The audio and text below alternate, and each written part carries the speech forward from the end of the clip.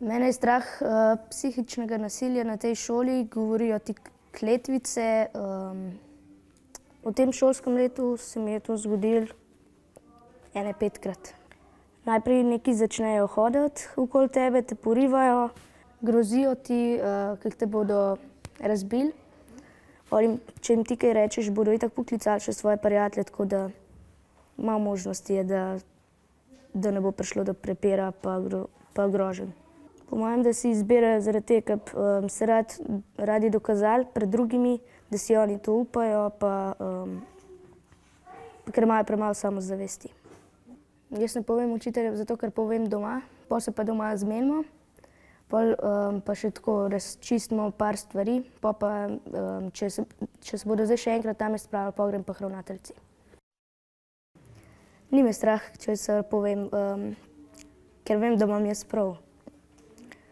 Se postavim zase, pol grejo pa oni stran, ja.